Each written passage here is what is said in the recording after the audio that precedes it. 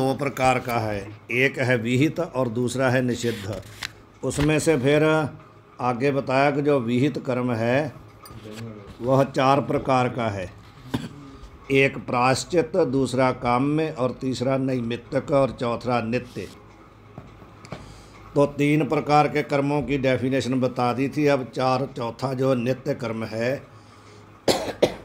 उसकी डेफिनेशन बता रहे हैं कि जिस कर्म को ना करने से पाप होता है और करने से कोई फल मिलता नहीं, और सदा ही जिसका विधान हो कि हर रोज़ करना है, उसको कहते हैं नित्य कर्म। ये मीमांसा वालों का मत है। शंकराचार्य जी महाराज कहते हैं कि ना करने से तो पाप होता है, पर यदि कोई नित्य कर्म करता है, निष्काम करता है, तो उसके अंतःकरण की शुद्धि फल है। इन्होंने तो कहा ना कि फल नहीं होता करने से, पर शंकराचार्य महाराज ने कहा कि नहीं, जो नित्य कर्म निष्काम भावना से करता है उसको फल मिलता है, उसके अंतःकरण की शुद्धि। तो इन्होंने अपने मत के अनुसार कहा, जैसे स्नान संध्या आदिक हैं। कौन है नित्य कर्म? स्नान संध्या आदिक जो हम करते हैं हर रोज़, ये नित्य कर्म है। इस रीति से 4 ही प्रकार का विहित और निषिद्ध मिलके 5 प्रकार का कर्म है, ये बताया। अब आगे कह रहे हैं, मोक्ष की इच्छावान काम्य और निषिद्ध कर्म करे नहीं। जिसको मोक्ष की इच्छा होती है वो ना तो काम्य कर्म करते हैं और ना ही निषिद्ध कर्म करते हैं। चलो जी, यहाँ से मोक्ष की इच्छावान काम्य और निषिद्ध कर्म को नहीं करते, क्योंकि काम्य और निषिद्ध जो हैं उनका फल मिलेगा तो मोक्ष नहीं मिलेगी ना, अंतःकरण की शुद्धि नहीं होगी। अब बताते हैं क्यों नहीं करते, काहे थे। काम्य कर्म से उत्तम लोक को जावे हैं और निषिद्ध कर्म से नीच लोक को जावे हैं, यानी जन्म और मरण का कारण बनता है निषिद्ध कर्म भी और काम्य कर्म भी। काम्य कर्म करेंगे, काम्य कर्म कामना के सहित करेंगे, स्वर्ग को जाने की इच्छा करेंगे तो स्वर्ग को जाएंगे, और निषिद्ध कर्म करेंगे तो नरक को जाएंगे। इसलिए जो मोक्ष की इच्छा वाला पुरुष है वो ना काम्य कर्म करता है ना निषिद्ध कर्म करता है। ये चल रहा है पक्ष, पूर्व पक्ष, उत्तर पक्ष नहीं है। ये पूर्व पक्षी शंका कर रहा है कि आपने जो ग्रंथ का प्रयोजन कहा था ना कि बंध की निवृत्ति और परमानंद की प्राप्ति, वो आपका प्रयोजन सिद्ध नहीं होता है इस ग्रंथ के कारण। उसका खंडन कर रहा है पूर्व पक्षी। तो यह कहता भी 2 प्रकार कर्म तो वो करता नहीं है। या ते दोनों को त्याग करे और नित्य कर्म सदा करे, और नैमित्तिक जब निमित्त होवे तब निमित्तिक भी करे। तो मोक्षवान को क्या चाहिए कि इन 2 कर्मों का त्याग कर दे, और उसके बाद बचे कौन हैं? एक नित्य कर्म और दूसरा नैमित्तिक कर्म। तो नित्य कर्म तो हर रोज़ करे मोक्ष वाला, और नैमित्तिक जब कोई श्राद्ध ग्रहण आदि होता है, जब समय आ जाए नैमित्तिक कर्म का, तब करे। प्रायश्चित कर्म, अपने पितृ कर्म करना है, श्राद्ध करना है, ग्रहण के दिन दान पुण्य जो भी करना है, वो कहते हैं 2 प्रकार का कर्म मोक्षवान करे। काहे ते नित्य नैमित्तिक कर्म नहीं करे तो पाप होवेगा, नहीं करेगा तो पाप लगेगा। ता पाप से नीच जोनी को प्राप्त होवेगा, पाप हो जाएगा तो नीच जोनी को जाना पड़ेगा। यहाँ ते पाप के रोकने वास्ते नित्य नैमित्तिक कर्म करे, उसको करने चाहिए 2 प्रकार के कर्म। और नित्य नैमित्तिक कर्म का और फल नहीं। इसके अनुसार नित्य कर्म और नैमित्तिक कर्म केवल पाप से बचने के लिए करे और कुछ नहीं। इसका कहता करने से कोई फल नहीं, दोनों का ही। ना करने से पाप लगेगा और करने से कोई फल नहीं, ये कहता है। और मैंने आपको बताया भी शंकराचार्य महाराज का जो मत है वो कहते हैं भी नित्य कर्म यदि कोई निष्काम करता है तो उसको फल है। उसका क्या फल है? उसके अंतःकरण की शुद्धि। नैमित्तिक तो नहीं करना चाहिए। ग्रंथ डाल दिए महाराज जी। ठीक, ग्रंथ जो है जिसने देखना हो उसमें हमने PDF डाल दी है संतों ने, इसी ग्रुप में। अब कहते हैं यही। हाँ जी, कौन से अंग पे? अंग महाराज जी 29 है, 29। अब हम 30 पे जाने लगे हैं, 29 है, मानो 30 पे जा रहे हैं। 30 निकाल लो। यही फल है जो नित्य के नहीं करने से पाप होवे है और तिनके करने से होवे नहीं। इसका फल क्या है? कि ना करने से पाप होता है और करने से फल नहीं मिलता। यही फल है। यहाँ ते मुमुक्षु नई नित्य नैमित्तिक कर्म अवश्य करे। ये इसने कहा कि 2 प्रकार के कर्म तो ना करे। कौन कौन से ना करे? करे नहीं है, करे करे 2 तो कहते करने चाहिए, जी। नित्य और नैमित्तिक। और 2 कौन से हैं जो कहते ना करे? निषिद्ध एक और निषिद्ध काम्य। और काम्य काम्य। कर्म, ये कहता है। और जो कदाचित प्रमाद से निषिद्ध कर्म होए जावे तो ताका दोष दूरी करने को प्रायश्चित करे। कभी उसके जीवन में ऐसा हो गया कि उससे पाप कर्म हो गया तो उसकी निवृत्ति के लिए प्रायश्चित कर्म करे। जी। जो निषिद्ध कर्म नहीं किया होवे तो भी जन्मांतर के जो पाप हैं तिनके दूरी करने वास्ते प्रायश्चित करे। कहते हैं भी यदि इस जन्म में नहीं किया पाप कोई निषिद्ध कर्म, उसके कोई जन्मांतर में ऐसा हो गया तो कहते हैं भी उस जन्मांतर के उस कर्म को जो पाप कर्म हो गया उसको दूर करने के लिए भी प्रायश्चित कर्म करना चाहिए। परंतु इतना भेद है, प्रायश्चित 2 प्रकार का है। प्रायश्चित उसमें 2 प्रकार का है, एक असाधारण और दूसरा साधारण। 2 प्रकार का प्रायश्चित है। एक जी, एक असाधारण प्रायश्चित है, दूसरा साधारण प्रायश्चित है। बता रहे हैं जो किसी पाप विशेष के दूरी करने वास्ते शास्त्र ने विधान किया होवे सो असाधारण प्रायश्चित है। कोई विशेष पाप आपसे हो गया, जैसे गौ हत्या हो गई, ब्रह्म हत्या हो गई, उसके लिए विशेष जो प्रायश्चित है वो करना चाहिए। जैसे पूर्व कहा उपवास, पूर्व में कहा था भी सन्यासी यदि पैसे को हाथ लगा लेता है तो उपवास आदि तो उसको 3 दिन का व्रत करना चाहिए और आगे के लिए पैसे को हाथ का जो लगाना है उसका प्रण करना चाहिए, मैं कभी नहीं लगाऊंगा। 3 दिन का उसको उपवास करना चाहिए, तब फिर कहते वो उसकी माफ़ी मिलती है, उसको नहीं मिलती। सन्यासी यदि एक बार ही पैसे को हाथ लगा देता है तो 3 दिन उसको व्रत रहना चाहिए, आगे के लिए छोड़ना चाहिए। अब दूसरा कहते हैं सर्व पाप के दूरी करने वास्ते शास्त्र ने जो विधान किया कर्म सो साधारण प्रायश्चित है। किसी प्रकार का भी पाप आपसे हुआ है उसके लिए जो कहा है शास्त्र ने, जैसे बता रहे हैं गंगा स्नान और ईश्वर के नाम का उच्चारण कोई भी कर सकता है किसी पाप की निवृत्ति के लिए। कोई भी पाप आपसे हुआ है, गंगा स्नान करो, ईश्वर के नाम का उच्चारण करो, तो जो भी आपसे जीवन में पाप हुआ है उसका प्रायश्चित है। इसते आदि लेके और भी जान लेने, और भी बहुत करे हैं ना प्रायश्चित, समझ लेना। इस रीति से 2 प्रकार के प्रायश्चित हैं जी। जो ज्ञात पाप होवे तो तिस पाप का नाश जो असाधारण प्रायश्चित शास्त्र ने बोधन किया है ताकू करे। यदि पाप के बारे पता है कि मेरे से ये पाप हुआ है तो उसके लिए जो शास्त्र ने कहा है उसको करना चाहिए। उसे असाधारण जो पाप आपने जानबूझ के किया जाए, आपको मालूम है कि मैंने ये पाप किया है, उसको हटाने के लिए असाधारण प्रायश्चित है। जो जन्मांतर के अज्ञात पाप हैं जिनका हमारे को मालूम नहीं है, पिछले कई जन्मों में हमारे से हो गए हैं, तिनको दूर करने वास्ते साधारण प्रायश्चित करना चाहिए। काहे ते असाधारण प्रायश्चित का यह स्वभाव है जो पाप का नाश करने वास्ते शास्त्र ने जो प्रायश्चित विधान किया है सो पाप प्रायश्चित से दूरी होवे है। असाधारण जो प्रायश्चित है उसका क्या स्वभाव है कि जिस पाप को दूर करने के लिए शास्त्र ने विधान किया उस पाप को वो हटा देता है, असाधारण प्रायश्चित। और नहीं, जिस पाप के लिए दूरी करने के लिए आपने कहा है उसी पाप की निवृत्ति होगी, बाकी की नहीं। क्योंकि कहा है शास्त्र ने भी ये करोगे तो इस पाप को हटाएगा, ये करोगे तो इस पाप को हटाएगा।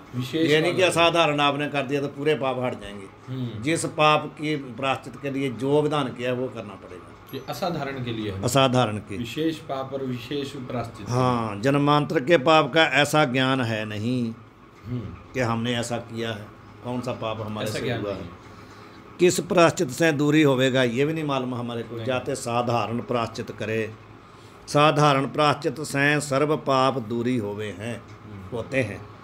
यद्यपि गंगा स्नान से आदि लेकर जो साधारण प्रायश्चित कहे सो केवल प्रायश्चित रूप नहीं किंतु काम्य रूप और प्रायश्चित रूप हैं। अब और आगे और गहरा चलेंगे कि जो गंगा स्नान है जहाँ ईश्वर के नाम का उच्चारण है वो केवल प्रायश्चित नहीं है, वो काम्य भी तो है। जिसको कामना की पूर्ति करनी वो भी गंगा स्नान करता है, जहाँ उच्चारण करता कि मेरे को ये मिले। वहाँ कथा चल रही उधर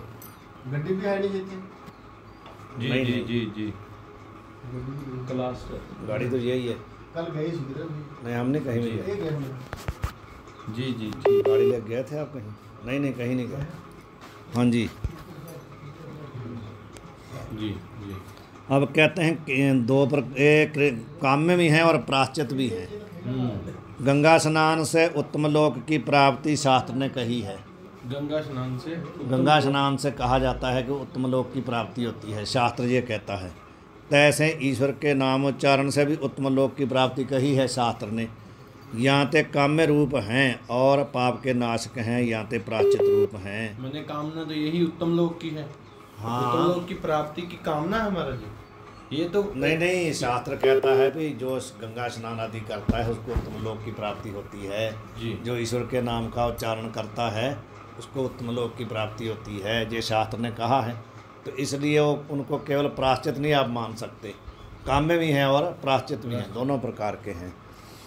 अब बता रहे हैं उदाहरण दे करके, जैसे अश्वमेध ब्रह्म हत्यादि के पाप का नाशक है, जिससे ब्रह्म हत्या हो गई। जैसे पांडवों को क्या हुआ, उनसे बहुत मतलब बड़े बड़े जो द्रोणाचार्य या अश्व दूसरे क्या भीष्म पितामह आदि गुरु लोगों की हत्या हो गई, तो उनको बहुत ज़्यादा मतलब अंदर पश्चाताप हुआ कि हम तो बहुत बड़ा पाप किया, इतने लोगों को मार दिया, ब्रह्म ज्ञानी को मार दिया। तो युधिष्ठिर बहुत ज़्यादा ही मतलब परेशान हो गए। उनका मानने लगता था, कहते हम शरीर ही छोड़ देंगे, हमारे से बहुत बड़ा पाप हुआ। तो फिर भगवान ने कहा भी इसका मतलब प्राश्चित है, इसका हो सकता है इलाज। तो कहते बताओ। उन्होंने फिर कहा भी अश्वमेध यज्ञ करो, इसलिए उन्होंने अश्वमेध यज्ञ किया था। वही बता रहे हैं, जैसे अश्वमेध ब्रह्म हत्यादि पाप का नाशक है और स्वर्ग की प्राप्ति रूप फल का हेतु है। दोनों काम उससे होते हैं अश्वमेध से।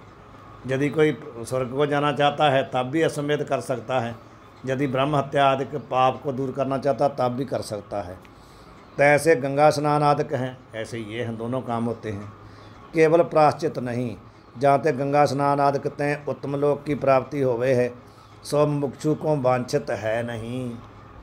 उसको तो स्वर्ग जाना नहीं है, उत्तम लोक को जाना नहीं है उसको। तो तथा इसमें गड़बड़ उन्हीं का है हमारा चल रहा। तथापि जहाँ को उत्तम लोक की वांछा है ताकू तो गंगा स्नान आदि के पाप नाश करके उत्तम लोक को प्राप्त करे है। उसका क्या करेगा, गंगा स्नान आदि नाम, गंगा स्नान और ईश्वर का नाम उच्चारण उसके पापों को दूर करके उसको उत्तम लोक को की प्राप्ति कराएगा। जहाँ को लोक की कामना नहीं है ताकि केवल पाप के नाशक हैं, दोनों काम करते हैं। यहाँ ते कामना सहित अनुष्ठान किए काम्य रूप प्राश्चित हैं और लोक वासना से बिना अनुष्ठान किए केवल प्राश्चित रूप हैं। जैसे वेदांत मत में संपूर्ण कर्म सकाम पुरुषों को संसार के हेतु हैं और निष्काम को अंतःकरण की शुद्धि करके मोक्ष के हेतु हैं। ये वेदांत का मत है जी कि जो कामना के सहित कोई भी कर्म करता है उसको क्या होगा, उत्तम लोक की प्राप्ति या संसार का ही जन्म मरण उसका होगा। और जो निष्काम करता है उसका अंतःकरण की शुद्धि होकर के उसको ज्ञान प्राप्ति हो जाएगी तो मोक्ष हो जाएगा। तैसे एक ही गंगा स्नान तथा ईश्वर का नामोच्चारण सकाम को तो काम्य रूप प्राश्चित है और निष्काम को केवल प्राश्चित रूप है, जहाँ ते मुमुक्षु साधारण प्राश्चित करे, ये कहता है। इस रीति से जन्मांतर के संपूर्ण पाप का ज्ञान से बिना ही नाश होवे है। ये खंडन कर रहा है ना। आपने कहा भी ज्ञान के द्वारा बंध की निवृत्ति होती थी, जहाँ तो कहता बिना ज्ञान के ही हो जाएगी। सिद्धांति का मत ये है कि जो बंध है, जो मतलब संसार है, उसकी निवृत्ति ज्ञान से होती है जी। वो कहता जहाँ ज्ञान की जरूरत ही नहीं है, गंगा स्नान आदि कर्म करे, ईश्वर के नाम का उच्चारण करे तो उसके पाप दूर हो जाएंगे। जो उस काम करेगा वो उत्तम लोक को चला जाएगा, जो निष्काम करेगा उसका अंतःकरण शुद्ध होकर उसको ज्ञान प्राप्त हो जाएगा। तो आपका जो सिद्धांत है कि ज्ञान से ही मोक्ष होता है वो जहाँ पर सिद्ध नहीं हो रहा। तैसे मुमुक्षु के जन्मांतर के काम्य कर्म भी बंध्या के समान है। अब काम्य को ले आया है ये जो काम्य कर्म है, नित्य कर्म का तो कह दिया ऊपर गंगा स्नान आदि। अब कहता जो काम्य कर्म है वह मुमुक्षु को कोई फल नहीं देते, बंध्या के समान। बंध्या जैसे बंध्या है ना ऐसे ही, फल के हेतु नहीं। काहे थे, जैसे कर्म के अनुष्ठान काल विषय पुरुष की इच्छा फल का हेतु वेदांत मत में अंगीकार करी है। वेदांत मत क्या कहता है कि जब कोई पुरुष किसी कर्म का अनुष्ठान करता है ना, उस समय यदि उसके अंदर कोई किसी कामना की इच्छा है तो उसको वो फल मिल जाता है।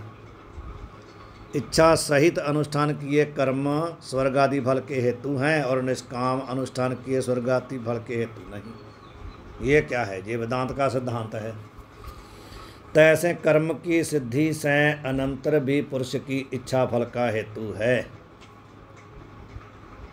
कर्म की सिद्धि के अनंतर भाव कर्म आपने सिद्ध कर लिया, कर्म आपने पूरा कर लिया, उसके बाद भी कहते हैं पुरुष की जो इच्छा है वो फल का हेतु है। ऐसे कर्म की सिद्धि से ऊपर तो कहा कि कर्म जो है ना, जैसे कर्म करते समय जिसकी इच्छा होगी उसको फल मिल जाएगा, जिसकी मतलब स्वर्ग आदि फल मिल जाएगा, जिसकी इच्छा नहीं उसका अंतःकरण शुद्ध हो जाएगा। तो ये कहते हैं जब कर्म आपने कर लिया उसके बाद भी यदि इच्छा है तो तब भी फल मिलेगा आपको। ये कहता है कर्म आपने कर लिया, करते समय आपकी इच्छा नहीं थी, पर कर्म करने के बाद आपकी इच्छा हुई मैंने ये कर्म किया इसलिए मेरे को तुम फल मिले, तो कहते फिर भी मिलेगा आपको फल, फिर भी आपकी इच्छा पूरी होगी। सो पुरुष की इच्छा जिस काल में पुरुष मुमुक्षु हुआ तब दूरी हुई गई। पहले कर्म किया था उसके बाद उसकी इच्छा हो गई कि मेरे को स्वर्ग मिलना चाहिए, उसके बाद उसको उसने अनुष्ठान किया तो उसकी इच्छा खत्म हो गई, अब मेरे को स्वर्ग को जाना नहीं है जी। इसका मतलब इन्हें कहना भी इच्छा ही हेतु है, इच्छा है, इच्छा हट गई तो पुरुष को फिर मुक्त हो जाएगा। यही कह रहा। यहाँ तक जन्मांतर के काम में कर्म भी फल के हेतु नहीं। जब इच्छा ही नहीं रही तो फल कैसे देंगे? उसने कामना से कर्म किया था, अब इच्छा खत्म हो गई तो नहीं देगा। जैसे किसी पुरुष ने धन की प्राप्ति की इच्छा तो धनी पुरुष का आराधन किया होवे, उसको धन चाहिए तो उसने किसी शाहूकार को याद किया कि वो उसके पास जाएं, जाओ मेरे पास आ जाए तो मेरे को धन मिल जाए।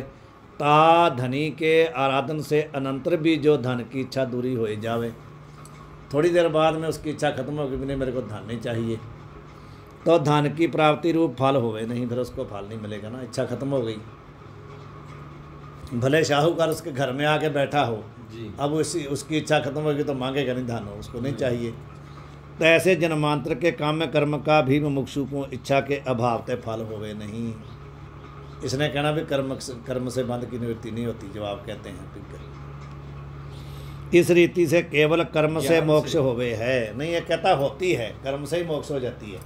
अब उसको कोई इच्छा नहीं रही तो उसका फल ही नहीं मिलेगा, जब फल नहीं मिलेगा तो मोक्ष हो जाएगा। ये पूर्व पक्षी है ना, ये कहता कर्म से मोक्ष होती है, वो वेदांती कहता कि नहीं, सिद्धांती कहता भी केवल ज्ञान से ही मोक्ष होता है। तो उसका भी जवाब देंगे, हाँ वो देंगे आगे जा कर के। वर्तमान जन्म विषय काम्य और निषिद्ध किए नहीं। पुरुष ने क्या किया? ना तो उसने कोई काम्य कर्म किया है ना ही निषिद्ध किया है। जानते ऊर्ध्वलोक अधोलोक कूं जावे, यदि उसने कोई निषिद्ध कर्म किया होता तो अधोलोक को जाता, यदि काम्य कर्म किया था तो उधोलोक को जाता, ऊपर वाले लोक को। तो उसने कुछ नहीं किया, ना अधोलोक को जाएगा ना ऊर्ध्वलोक को जाएगा। जन्मांतर के प्रारब्ध जो निषिद्ध और काम्य तिनका भोग से नाश हो जाएगा। भोग जो है ना चल रहा उसका नाश हो जाएगा। नित्य और नैमित्तिक नहीं करने ते जो पाप होवे सो तिनके करने से मुमुक्षु होवे नहीं। नित्य और नैमित्तिक ना करता तो पाप होता, वो कर रहा है इसलिए उसको पाप कोई नहीं लगेगा, तो सब तरह से मुक्त हो गया। वो निष्काम ही कर रहा है, वो भी हाँ वो भी कर रहा है तो निष्काम कर रहा है। सो तिनके करने से मुमुक्षु को होवे नहीं, पाप नहीं होता। और जन्मांतर के संचित जो निषिद्ध हैं, निषिद्ध कर्म जो संचित पड़े हैं, तिनका साधारण प्राश्चित से नाश हुए हैं।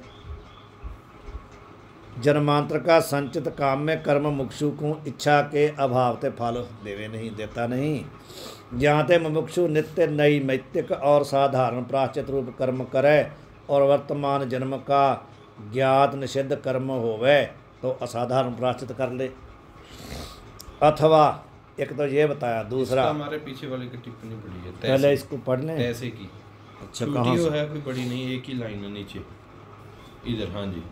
तैसे कहिए हमारे एक भविकवादी के सिद्धांत में, एक भविक वही जो काम जो उसका मीमांसा का मानने वाला है। अच्छा, एक मत वाला, एक मत मतलब एक देशी सर्वदेशी नहीं, एक देशी। ठीक, उसका अपना मत है, एक देश में ऐसी बात मानता, मतलब एक भाग में, जिसको हम एक हिस्सा कह देते हैं। तो वही वो कर्मों की जब बात बता रहे थे वो सब एक देशी है। हाँ, और और कोई अथवा- टिप्पणी तो नहीं बची इसकी? नहीं, अब अथवा की ही आएगी। चलो, अथवा नित्य और नैमित्तिक ही करे, वो कहते हैं। अथवा हम कहते हैं मुमुक्षु को क्या चाहिए, नित्य कर्म करे, नैमित्तिक कर्म करे कि उनका पाप ना लगे, इसलिए करे। प्राश्चित नहीं करे, काहे ते जो संचित आदि निषिद्ध, संचित निषिद्ध कर्म और काम्य कर्म सो मुमुक्षु के नाश हो जावे हैं। उसी से निष्कामता होने से। हाँ, जैसे ज्ञानवान के संचित कर्म का नाश वेदांत मत में अंगीकार किया है, तैसे निषिद्ध काम्य का त्याग करके नित्य नैमित्तिक कर्म में से वर्तमान जो मुमुक्षु ताके संचित कर्म का नाश हो जावे है। फल का भाव इसलिए हो गया क्योंकि उसकी इच्छा नहीं रही। नहीं, जैसे क्या बोले उन्होंने, वेदांत में अंगीकार किया। वेदांत कहता है भी कर्म सा ज्ञान से मोक्ष होता है, ज्ञान से नाश होता है कर्म का। जी जी। तो यहाँ पर कहते हैं हम जो कह रहे हैं, हम कहते हैं भी निषिद्ध और काम्य का त्याग कर दे और नित्य नैमित्तिक करता रहे तो उसको कोई भी फल नहीं मिलेगा, फिर संचित कर्म में उसके नाश हो जाएंगे। और जो संचित निषिद्ध पड़े हैं। हाँ, अथवा तीसरा और कहते हैं, अथवा संचित जो काम्य और निषिद्ध सो सारे मिलके एक जन्म का आरंभ करे हैं। यदि उसको फल मिलता भी है तो निषिद्ध और काम्य कर्म मिलके केवल एक जन्म और देंगे उसको, सभी कर्म मिलके एक ही जन्म देंगे उसको। जहाँ ते मुमुक्षु एक जन्म और होवे, एक जन्म और ले ले, कोई फर्क नहीं पड़ता, मोक्ष की हो जाएगी। ये हो गया। अथवा चौथा और कहते हैं, योगी के कायव्यूह की न्यायी एक ही काल विषय सारे संचित अनंत शरीरन का आरंभ करे हैं। जैसे योगी जितने शरीर चाहता है धारण कर लेता ना एक ही समय, जी। या तो कहता है एक जन्म और ले ले, नहीं तो जितने कर्म पड़े हैं ना योगी उतने की जन्म में तरह। एक ही बार ले लेवे, योगी जो की मुमुक्षु है योगी की तरह। जहाँ तो एक सभी कर्म मिलके एक जन्म और दे देंगे, जहाँ जितने कर्म हैं जितने जन्म होने एक ही बार योगी की तरह एक ही शरीर धारण कर ले, उतने शरीर धारण कर ले। तो फिर भी कहते तिनके तनते मुमुक्षु उत्तर जन्म विषय सर्व का फल भोग लेवे है। एक ही बार उसने शरीर धारण कर लिए तो सबका फल भोग लेगा। अथवा पांचवा कहते हैं, नित्य और नैमित्तिक कर्म के अनुष्ठान तय जो क्लेश होवे है सो जन्मांतर के संचित निषिद्ध कर्म का फल है। ये कहता है कि उसको नित्य कर्म करने से, नैमित्तिक कर्म करने से जब करेगा तो उसको क्लेश तो होता ही ना, यानी कष्ट से करना पड़ता है ना जी। कष्ट तो होगा ही जब कर्म करेगा। तो इसलिए कहते हैं जब सुबह जैसे उठने की बात है, नहीं ना उठा जाता तो क्लेश से उठना पड़ेगा ना, कष्ट तो उठाना ही पड़ेगा। भले नित्य कर्म है स्नान करना, लेकिन फिर भी क्लेश होता है, यानी कष्ट से उठना पड़ता है। ना मन करता तब भी पता है कि नित्य कर्म है, करना है तो उठना ही पड़ेगा। तो जो उसका क्लेश जन्मांतर संचित निषिद्ध कर्म का फल है। नित्य और नैमित्तिक जो है, ये आगे यही लिख दिया, सो जन्मांतर संचित निषिद्ध कर्म का फल है। हाँ, जो वो जो क्लेश हो रहा है वो इसलिए हो रहा है कि जन्मांतर में जो संचित निषिद्ध कर्म किए हैं, पाप कर्म। एक दोहरा बोलते थे ना संत लोग जब वहाँ रहते थे, तुलसी पूर्व पाप ते हर जस सुने न जाए। तुलसी पूर्व पाप ते हर जस सुने न जाए, कैं ऊँगे कैं लर परे कैं घर को उठ जाए। कहते कोई तो वहाँ जा कर के नींद आने लगती किसी को, जी। तो जब नींद आती तो दूसरे के साथ टकराता है तो लड़ाई होती है। उसकी वृत्ति कह ऊँगे कह लड़ पड़े, कोई लड़ पड़ते हैं, दूसरा कहता तुम जहाँ प्रधान की कर लो मैं चलता हूँ, तुम ले लो चौधर हम चलते हैं। जी जी। कह कर कोठ जाए, कई वैसे चले जाते हैं दुखी होकर के। तो ये कहते हैं पूर्व पाप की निशानी है। जो सत्संग में जा कर के नहीं सुन पाता ना, किसी से लड़ पड़ता है, जहाँ वैसे ही आ जाता है परेशान होकर के, जहाँ वहाँ सोया रहता है, तो उसके पूर्व के पापों की निशानी है। फिर महाराज वो पाप कट रहा है या नहीं? पाप तो ये जब आप अनुष्ठान करेंगे तो वो तो भोग रहे हैं हम पाप को। नहीं नहीं, जो आपका संचित पाप, जो संचित पड़ा है ना निषिद्ध है, पाप, उसको कैसे हटाएंगे आप? अनंताकरण की शुद्धि करेंगे, ज्ञान करेंगे, तब सड़ जाएंगे ज्ञान अग्नि से, पूरे पाप बचेंगे नहीं। नहीं, जिस समय हमको ये वृत्ति आ रही है, कौन सी? जिस समय अभी हम माने सत्संग में जाकर हाँ, नहीं वो कर तो पा फिर रहे, पाप का फल मिल रहा है तो आपको। उस सत्संग का नहीं मिलेगा जिसमें हम गए हैं। सत्संग मिलेगा तो तब जब सत्संग आप सुनेंगे, आपको पाप सुनने नहीं दे रहा तो जो पाप का फल है वो आपको सुनने कहाँ दे रहा है? या तो आप सो रहे हैं, जहाँ लड़ पड़ते हैं, जहाँ चले जाते हैं। तो जाने का बैठने देगा तभी तो आपको परमाप का कटेगा ना। हमारे जा तो रहे हैं, जा रहे हैं, जाने से कुछ नहीं होता ना। जाने से क्या होगा? जब आपका ध्यान नहीं वहाँ, तो जाने से क्या होगा? आप जहाँ बैठे हैं, हमने पूछा जहाँ कोई आदमी गया था, आपने कहा मेरे को तो मालूम ही नहीं। हाँ जी तो क्या था? निकला तो आपकी आंखों से था वो, लेकिन आपका ध्यान नहीं था, जी। इसलिए वही बात है। ठीक। जिज्ञासु रूप नहीं ना, आप जिज्ञासु रूप बन के वहाँ नहीं जा रहे हैं ना, जा जिज्ञासु। रहे हैं टाइम पास करने के लिए। आप उस समय जिज्ञासु नहीं हैं। जिज्ञासु होंगे तो आपको ज्ञान होगा। तो महाराज जी जिज्ञासु बन के गया हो, पर वहाँ जाके ऐसा हो गया फिर? नहीं, जिज्ञासु जब बनता है तो फिर वो ऐसा होता नहीं उसके साथ। जिज्ञासु की निशानी ये है ना कि पहले उसने कर्मोपासना, वैराग, खट संपत्ति उसके पास होनी चाहिए, 4 प्रकार के साधन होनी। उसकी तो जिज्ञासु कहा है ना पीछे, हाँ जी, बता के आए हैं ना। साधन फिर चतुष्टय। उसको विवेक, वैराग, खट संपत्ति, मुमुक्षुता ये होना चाहिए उसके पास, तभी जिज्ञासु बनेगा। जिसके पास विवेक है वो ऐसा करेगा कहाँ? करेगा ही नहीं।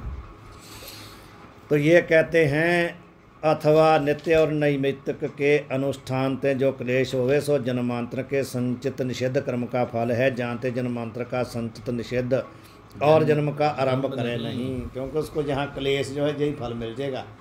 उसको जन्म नहीं, उसका फल उसको जन्म नहीं मिलेगा। जो निषेध कर्म किए थे ना, उसका क्या फल है? जो क्लेश भोग रहा है उसी से खत्म हो गलत है ना जाएगा, महाराज जी? जन्म नहीं और मिलेगा उसको। तो गलत है ना। काम में जो संचित हैं सो एक जन्म अथवा एक काल में अनंत शरीर का आरंभ करे हैं। यहाँ ते मुमुक्षु को उत्तर जन्म विषय दुख का लेश भी होवे नहीं। उसका केवल क्या जो संचित काम में हैं कर्म, वो क्या करेंगे? उसको एक काल में या तो ज़्यादा शरीर दे देंगे, या एक जन्म और दे देंगे, उसको यही फल मिलेगा। केवल केवल सुख का भोग होवे है और कुछ नहीं। काहे ते जन्मांतर के संचित जो विहित कर्म हैं तिन ते शरीर हुआ है, और संचित जो निषिद्ध हैं सो नित्य नैमित्तिक के अनुष्ठान के क्लेश ते पूर्व जन्म से भोग लिए। अब मेरे पीछे वाली टिप्पणी इस रीति से प्राश्चित से बिना केवल नित्य और नैमित्तिक कर्म के अनुष्ठान ते मोक्ष होवे है। या ते नैमित्तिक कर्म के समय नैमित्तिक अनुष्ठान करे और नित्य कर्म संतत अनुष्ठान करे। संतत मतलब लगातार एक रस। तायाम मत को शास्त्र में एक भविकवाद कहे हैं। एक भविकवाद का नीचे पढ़ी लो पहले। एक भविक कहिए एक जन्म का, अथवा मोक्ष साधन एक ही कर्म का। एक भविक का ही 2 अर्थ किया, या तो आप उसका अर्थ समझ लो कि एक जन्म का, अथवा मोक्ष के साधन एक ही कर्म का, उसको कहते हैं भविक। एक भविक जो ये मानता है कि कर्म जहाँ तो एक जन्म देगा, या जो मानता है कि मोक्ष के साधन एक ही कर्म का ये फल है।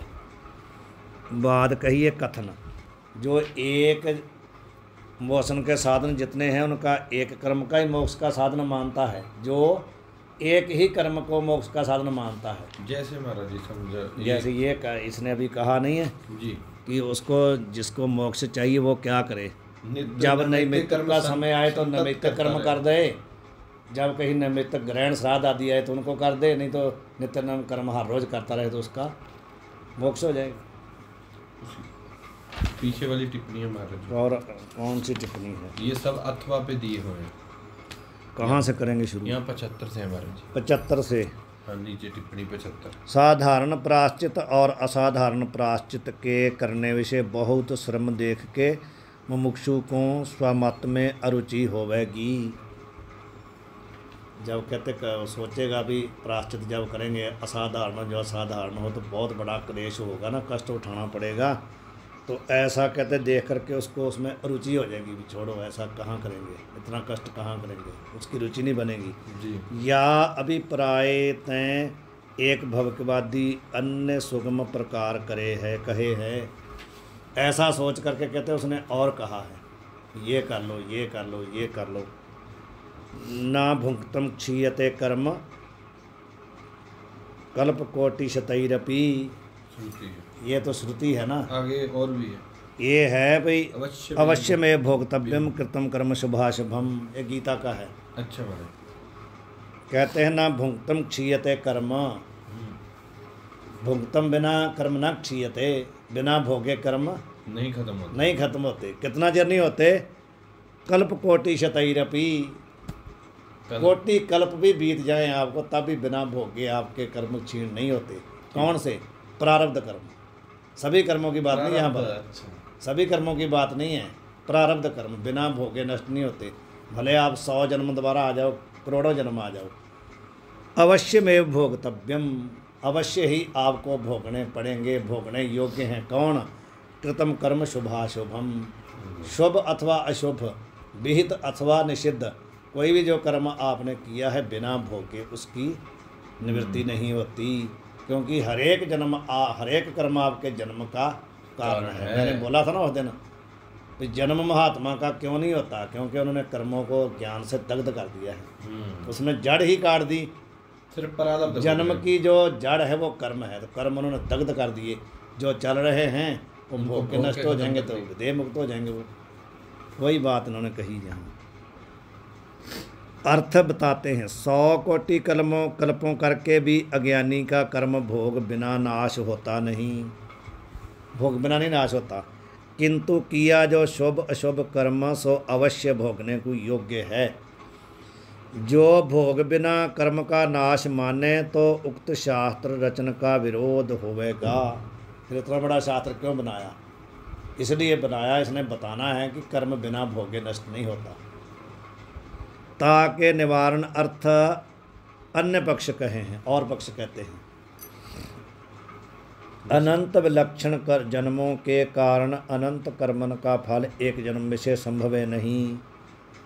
कहते हैं कि अनंत विलक्षण जन्मों के कारण जो अनंत कर्म है ना, इसने जो योगी विलक्षण का भाव जो अलग अलग कर्म देते हैं। ये नीचे जो महाराज ये वेदांतिक हैं। हाँ जी, ये वेदांतिक हाँ, सिद्धांतिक लोग ना, ये उसी की जो उसने शंका की उसी का समाधान कर रहे हैं। छोटा मैंने अभी स्पष्टीकरण नहीं। हाँ, वो कहते हैं कि जो अनंत विलक्षण जन्मों के कर्म है, अनंत फल को देने वाले हैं जी, उनके द्वारा जो आप कहते हो एक ही जन्म होगा, ऐसा संभव नहीं है। या शंका के लिए अन्य पक्ष कहे हैं। योगी के काय कहिए, श्रीरण का व्यू कहिए समूह, व्यू का अर्थ क्या है? समूह।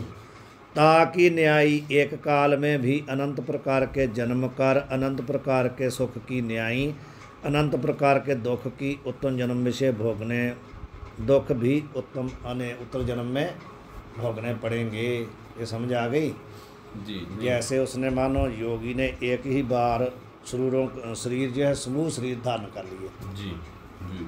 उसकी न्यायी उसकी सदृश एक काल में भी अनंत प्रकार के जन्म कर, मानो एक काल में भी आपने कई जन्म धारण कर लिए जी, तो उन करके भी कहते अनंत प्रकार के सुख की न्यायी। जैसे अनेक जन्म हैं तो उनमें अनेक प्रकार के सुख भी तो हैं जी। तो जैसे सुख हैं ऐसे दुख भी तो हैं, केवल सुख ही थोड़ी हैं। नहीं नहीं, जितने जन्म है उसमें जितने जैसे सुख हैं वैसे दुख भी हैं।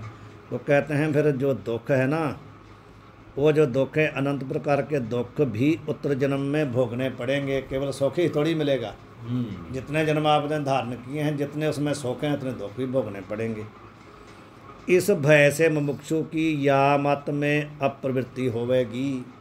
ये जो मत ऊपर कहता है ना कि आप ऐसा कर लो, एक ही बार अनेक जन्म आप ले लो, तो कहते जब पता चलेगा कि केवल उसमें सुख ही थोड़ी मिलेगा, दुख भी मिलेंगे, तो कोई भी इस मत को अंगीकार नहीं करेगा, सब उसकी अप्रवृत्ति हो जाएगी।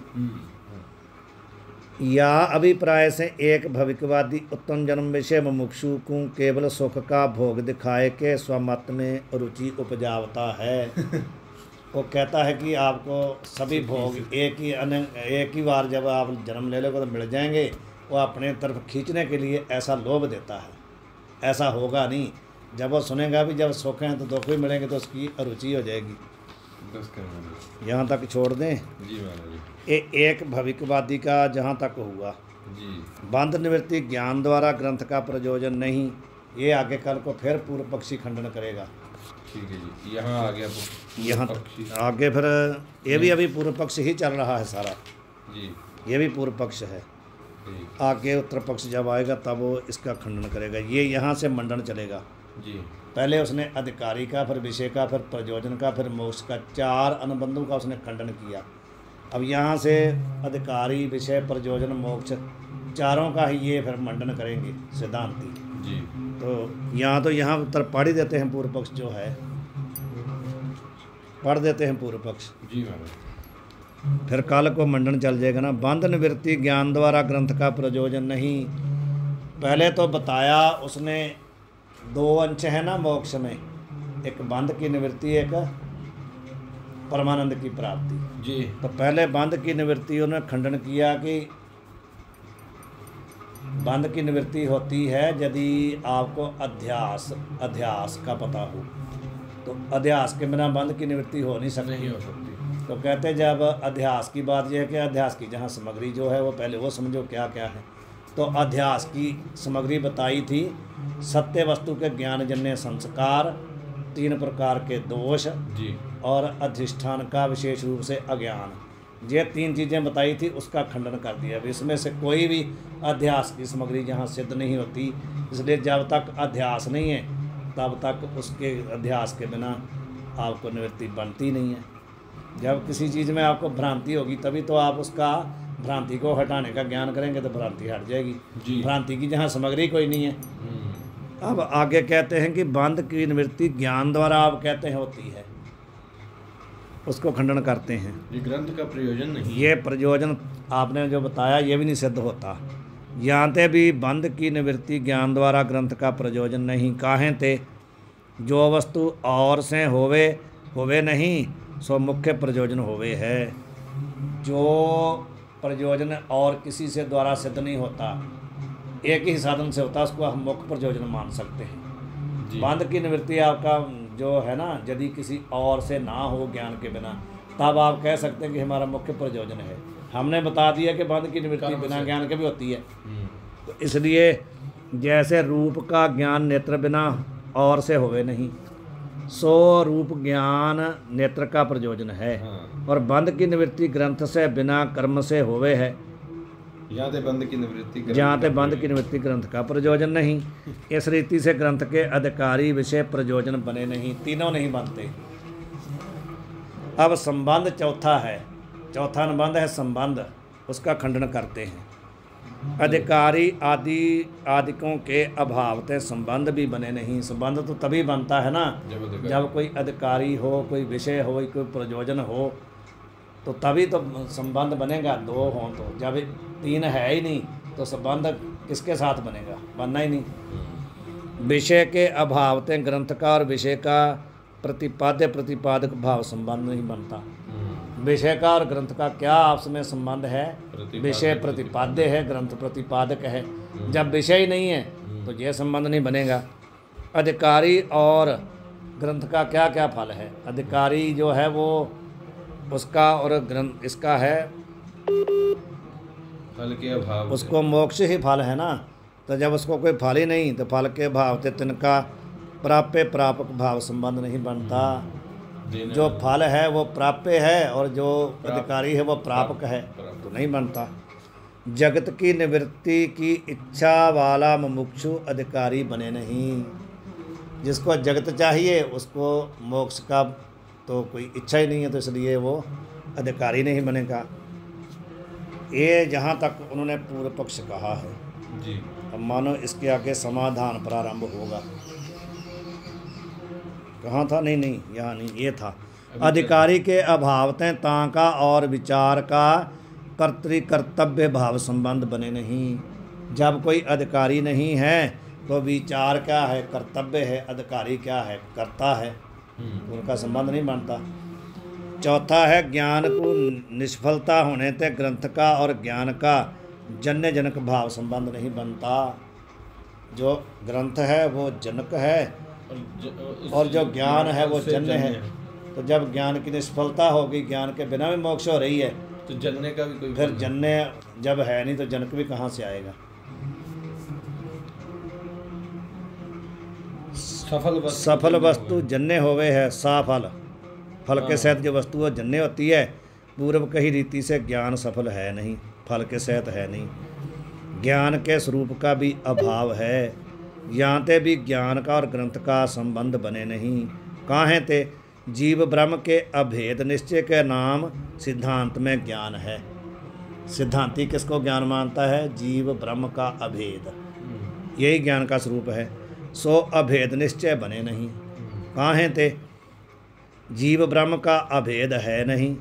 यह वार्ता विषय के निराकरण में पूर्व प्रतिपादन करी है। वही यहाँ उन्होंने बोला भी जीव अलग नहीं है। बनता, जानते अभेद निश्चय रूप ज्ञान बने नहीं। इस रीति से अधिकारी आदक अनुबंध के अभाव तय ग्रंथ का आरंभ बने नहीं। ग्रंथ ही पूरा खंडन कर दिया कि जब 4 प्रकार के अनुबंध होते हैं तभी ग्रंथ जो है उसको किसी पढ़ने की रुचि रहती है।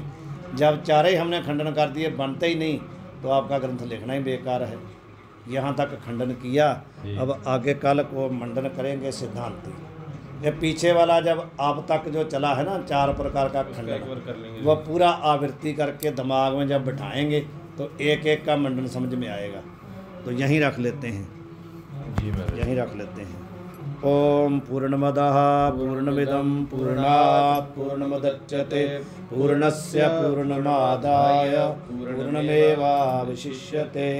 ओम शांति शांति शांति।